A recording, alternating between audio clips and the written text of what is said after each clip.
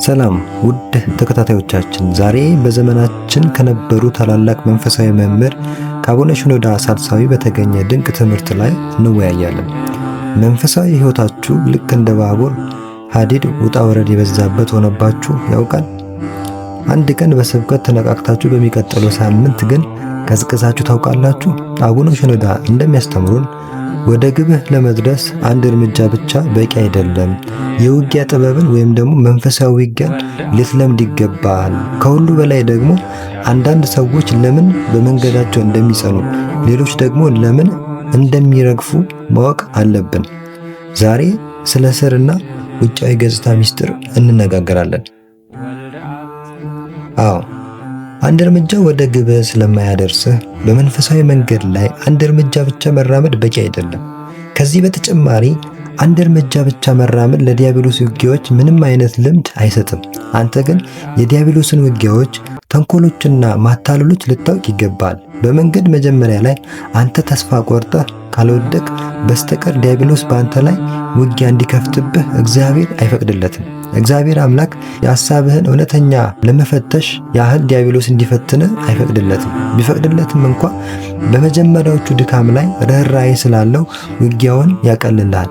ከእግዚአብሔር ጥበቃ በታች ስለሆነ ነው እንጂ ሰው በመንፈሳዊ መንገድ ላይ በተራመደ ቁጥር ውጊያው እየበረታበት ነው የሚሄደው። ይህ የሚመጣው የዲያብሎስ ቅናት እየጨመረ ስለሚሄድ ነው። በዚህ ጊዜ እግዚአብሔር አማኙን በጸጋው እንዲከልለው ስለሚያደርገው ይህ ጸጋው በውጊያው ያግዘዋል፣ ከዲያብሎስ ጥቃቶችም ጋሻ ሆኖ ይጋርደዋል። በዚህ አካሄድ መንፈሳዊ መንገድ ለሰው የትሕትናን ልምድ ይሰጣል። ሰው የዲያብሎስን ብርቱ ውጊያዎችን እየለመደ ሲመጣ እርሱ በውጊያዎቹ ፊት ደካማ መሆኑን እየተገነዘበ ስለሚመጣ ራሱን ትሑት ያደርጋል። እርሱ አንዳንዴ ሊወድቅ ቢችልም ተመልሶ ይነሳል። ስለሆነም በጸሎት ውስጥ የወደቁትን ለሚያነሳው አምላክ የወደቁትን እንዲያነሳቸው በመጸለይ የጸሎትን ልምምዱን ያዳብራል። ከዚህ በተጨማሪ ትዕግስትን፣ ጽናትን ይለማመዳል። ሰው በመንፈሳዊ መንገድ ላይ ይበልጥ ጽኑ ሆኖ መቆየቱ እየጨመረ በመጣ ቁጥር በመንገድ ላይ መራመዱን ይበልጥ እየጨመረ ይመጣል። ይህ የሚያደርገው በመንገድ ላይ የሚያጋጥሙትን የጠላት ፈተናዎችን በጽናት እየተቋቋመና ኢየሱስ ክርስቶስ ለሐዋርያቱ ነገር ግን እናንተ በፈተናዎቼ ከኔ ጋር ጸንታችሁ የኖራችሁ ናችሁ ይላል ሉቃስ ምዕራፍ 22 ቁጥር 28 ላይ በማለት የተናገረውን ቃል እያስታወሰ ይጸናል። በእርግጥም እነርሱ ጉዟቸውን ቀጥሏል። እነርሱ በአለት ላይ እንደተመሰረተ ቤት ነበሩ። ይህ ቤት በአለት ላይ የተመሰረተ ጠንካራ ቤት ስለሆነ ኃይለኛ ነፋስ ቢነፍስበትም፣ ዝናብ ቢወርድበትም፣ ጎርፍ ቢጎርፍበትም ሊያፈርሰው አልቻለም። ይህ ቤት በጥንካሬና በጽናት ሲቆም፣ ከዚህ በተቃራኒ በአሸዋ ላይ የተመሰረተውና መሰረት የሌለው ቤት ግን የመጣበትን አደጋ ሊቋቋም ስላልቻለ ተንኮታክቶ ወድቋል። የማቴዎስ ወንጌል ምዕራፍ 7 ቁጥር 24 ላይ እስከ 27 እንደምናነበው። ለዚህ የሚሆነ ሌላ ምሳሌ ስር ስላልነበረው የደረቀው ተክል ነው። የማቴዎስ ወንጌል ምዕራፍ 13 ከቁጥር 6 ላይ እንደምናነበው የስር አለመኖር የሚገልጽልን በመንፈሳዊ መንገድ ላይ መራመድ የሚጀምረውንና ከጥቂት ቆይታ በኋላ የሚፍገመገመውን ወይም ደግሞ የሚጠፋውን ሰው ሕይወት ነው። እንዲህ አይነቱ ሰው በምድር ገጽ ላይ ለጊዜው ብቅ ካለ በኋላ ስር ስላልነበረው የደረቀውን ተክል ይመስላል። ስርም ስላልነበረው ማለት ምን ማለት ነው? አንድ ሰው በድንጋጤ ወይም በጊዜያዊ በሆነ አጋጣሚ ወይም በስብከት ወይም በንባብ ወይም በከባድ ችግር ምክንያት ወደ መንፈሳዊ ሕይወት ከቀረበ በኋላ ለእግዚአብሔር ካለብኝ ችግር ካላቀቀኝ በሕይወት ዘመኔ ሁሉ እከተላለሁ ይለዋል። እግዚአብሔርም ከዚህ ችግር ያላቅቋል። ከዚህ በኋላ ለጥቂት ጊዜ ከተከተለው በኋላ ስር ስለሌለው ይደርቃል። ታዲያ ስር ማለት ምን ማለት ነው? ስር ማለት ጥልቅ እምነትና ፍቅር ማለት ነው። ከእግዚአብሔር ጋር የሚደረግ ግንኙነት ከእርሱ ጋር መቆራኘትና እርሱን ማወቅ ማለት ነው። እንዲህ አይነቱ እምነትና ፍቅር ውጫዊና ታይታ የሚገለጽ ሳይሆን ከልብ የሚመነጭ ነው። ሕይወቱ ያለ ፍቅር በከንቱ ልማድ ውስጥ የሆነ ሰው ሊቀጥል አይችልም። ለምሳሌ አንዲት ልጃገረድ በሀብት በፋሽንና በጌጣጌጦች ላይ የሚያተኩር ስብከት ታዳምጣለች። በስብከቱ ስለተነካች ውስጣዊ ማንነቷን ሳትቀይር ውጫዊ ገጽታዋን ብቻ ትቀይራለች። ይህ ማለት ውስጧን ይቀይረው ዘንድ የሚችለውን የእግዚአብሔርን ፍቅር ወደ ልቧ አልገባም ማለት ነው። እውነተኛ ትሕትና በዓለም ላይ መመነንና ዘላለማዊ ሕይወትን መከተል በውስጥ ባለው እርሷነቷ ላይ አልተገነባም ማለት ነው።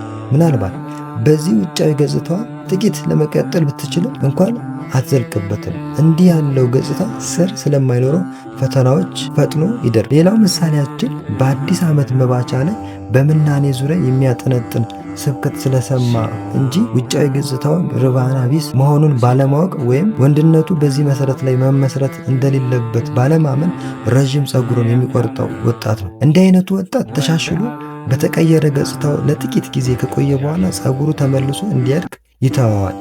ይህ ወጣት ፀጉሩን ለመቁረጥ ሌላ አዲስ ዓመት ወይም ሌላ መንፈሳዊ በዓል ለመጠበቁ ምንም ምክንያት ሊያገኝ አይችልም። እንደዚህ አይነቶቹ ሰዎች ሃይማኖትን ሊተገብሩ የሚሞክሩት በአንድ የሆነ ምክንያት ነው። ስለሆነ በእነርሱ ዘንድ ጠንካራ መሰረት፣ ከልብ የሚመነጭ ፍቅርና ጽኑ እምነት የለም። ይልቁንም በእነርሱ ዘንድ ያሉት ጊዜያዊ ተጽዕኖዎች አሁን ታይተው ኋላ የሚጠፉ ስሜቶች ናቸው።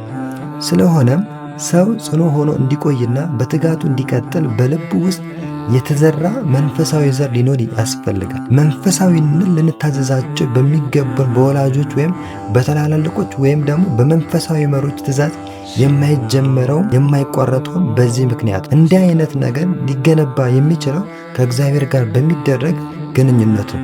እንዲህ ያለው ግንኙነት የሚጀምረው በመንፈሳዊ ሕይወት በልብ ውስጥ በተመሰረተ እምነት፣ በዘላለማዊነት ጠቀሜታና ከእግዚአብሔር ጋር በሚሆን ጥልቅ ፍቅር አስፈላጊነት ላይ ነው። ስለሆነም ይህ ግንኙነት ተራ ልምምድና ውጫዊ ገጽታ አይደለም። መንፈሳዊነት ውስጣዊ ማንነትን በማረም ይጀምራል። ለምሳሌ ሁልጊዜ የሚናደድና የሚቆጣ ሰው ድምፁን ከፍ አድርጎ ይጮሃል። ራሱን መቆጣጠር ያቅተዋል። ሰዎችንም እንደሚገባው አያስተናግድም። ከዚህ በኋላ ራሱን በመወቀስ ለራሱ ቁጣን ከኔ ለማራቅ ራሴን አለማመዳለሁ ይላል። በእርግጥ ይህን ልምምድ ቢጀምርም ስር ስለሌለው ጅምሩን ሊቀጥል አይችልም። ታዲያ እንዴት አድርጎ ነው ይህንን ሰው ቁጣን ከእርሱ ሊያርቅ የሚችለው ስንል የዚህን ኃጢአት መገኛ ከውስጡ በመፈለግ ሊያክመው ይገባል። ምናልባት ለዚህ ንዴቱ ምክንያት የሚሆነው ሲቃወሙት ወይም ሂስ ሲሰጡት ወይም ሲመክሩት ለመቀበል ፈቃደኛ መሆን ያልቻለው ውስጣዊ ኩራት ሊሆን ይችላል። ምናልባትም የዚህ ምክንያት ክብርና ውዳሴን በመውደድ ወይም ደግሞ የራሱን ፍላጎት ተግባራዊ ለማድረግ በመፈለግ የሚመጣ ይሆናል። የንዴት ምክንያት አንድን ሰው በመጥላትና እርሱ የሚናገረውን ማንኛውንም አይነት ቃል ሊመጣ ካለመፈለግ ሊመጣ ይችላል።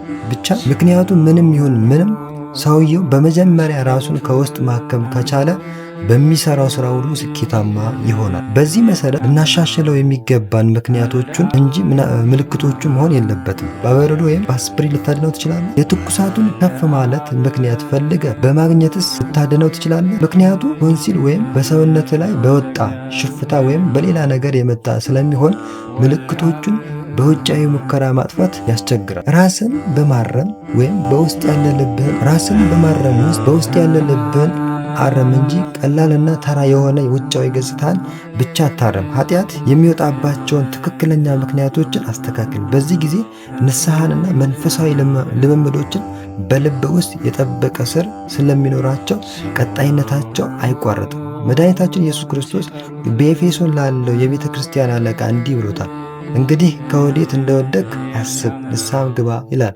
ራእይ ምዕራፍ 2 ቁጥር 5 ላይ። ጻድቅ ሰው ከወደቀ በኋላ ፈጥኖ የሚነሳው በዚህ ምክንያት ነው። ዳዊት ቢወድቅም የተነሳው በፍጥነትና በብርታት ስለነበረ በእርሱ ዘንድ የነበረው ስር ጥብቅ ነበረ።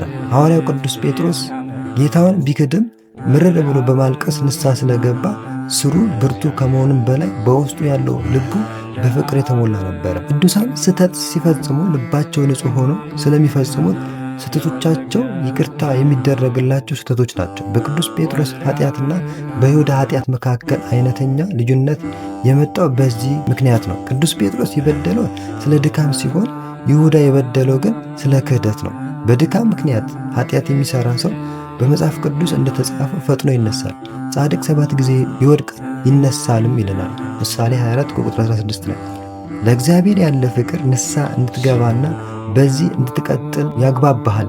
ለኃጢአት ያለ ፍቅር ግን የተፈለገውን ያህል በንስሐ ውስጥ ብትራመድም መልሶ ኃጢአት ውስጥ በመክተት በዚያ እንድትቀጥል ነው የሚያደርገው። በቀደመው ወይም በኋለኛው የመቀጠል ሁኔታ የሚወሰነው እንደ ልብህና እንደ ያስከው አቅጣጫ ነው። እግዚአብሔርን የሚወድ ልብ ጻድቁን ሰው ከወደቀበት የሚያነሳ ልብ ነው። ይህ ልብ ያላቸው ሰዎች አብዝተው ቢወድቁም ኃይላቸውን አድሰው ይነሳሉ። እግዚአብሔርን በመተማመን የሚጠባበቁ ግን ኃይላቸውን ያድሳሉ፣ እንደ ንስር በክንፍ ይሮጣሉ፣ አይታክቱም፣ ይሄዳሉ፣ አይደክሙም ይላል ኢሳይያስ ምዕራፍ 40 ከቁጥር 31 ላይ። ከእግዚአብሔር ጋር በሚኖር ሕይወት ስሮችን አጥልቀህ ስደድ። ግንድና ቅርንጫፎችን ሽቅብ ከማውጣት በፊት ስሮችን ቁልቁል ስደዳቸው። ውስጣዊ ጥልቀት ሽቅብ የሚወጣውን እድገት ያጠነክራል። ለምሳሌ በምንኩስና ሕይወት ውስጥ ያለ አንድ ወጣትና ጀማሪ መነኩሴ በጾም ወራት ነፍስ አባቱ ለረጅም ሰዓት እንዲጾም በመቶዎች የሚቆጠሩ ስግደቶችን እንዲሰግድና ይህንን ቀኖናውን በምናኔ ውስጥ ካለ ዝምታ ጋር እንዲያዙት አጥብቆ ይለምናቸዋል። ነፍስ አባቱ ግን እንዲህ ብለው ይመክሩታል። ልጄ በመጀመሪያ ስለ ውስጣዊ እኛነታችን ትኩረት እስክንሰጥ ድረስ ጥቂት ጠብቅ። አስቀድመን ለእግዚአብሔር እውነተኛ ፍቅር፣ ለትሕትና፣ ለየዋህነት፣ ራስን ለመግዛትና ከሰዎች ጋር ለመግባባት መሰረት እንጣል። ከዚህ በኋላ በዚህ መሰረት ላይ እንገነባለን ይላሉ። መንፈሳዊ ሕይወትህን ቀላልና በአጋጣሚ የተገኘ አድርጋ አትመልከተው። በቤተ ክርስቲያን ውስጥ መንፈሳዊ መነቃቃት የምታደርግበት ሳምንት ካለ መንፈስ በዚህ ሳምንት ውስጥ ይነቃቃና ሳምንቱ ሲያልፍ ተመልሶ ይዳከማል። ልክ እንደዚሁ አውደ ዓመት ሲደርስ ወይም ቅዱስ ቁርባን ስትቀበል ወይም ደግሞ የጌታ በዓላት ከሚውልባቸው ቀናት በአንዱ ቅዳሴ ስታስቀድስ ይህንን የምታደርግ አንድ የተወሰነ ወይም ዘላቂ መንፈሳዊ ዓላማ ስላለ ስለማይሆን መንፈሳዊነት ለጊዜው ይሟሟቅና ተመልሶ ይቀዘቅዛል። ነገሮች በዚህ አይነት ሁኔታ ሊገጥሙ አይችሉም። አንተ ግን በየዕለቱ በየሰዓቱና በማንኛውም ጊዜ ከእግዚአብሔር ሊኖረህ የሚችለው ውስጣዊ እምነትን ፈጽም። ይህ ትምህርት ለሌሎች እንዲደርስ ቪዲዮን ላይክ፣ ሼር ማድረጋችሁን አትርሱ። በሚቀጥለው ቪዲዮ እስክንገናኝ ድረስ ስብሐት ለእግዚአብሔር ወለወላዲቱ ድንግል ወለመስቀሉ ክቡር። ይቆየን።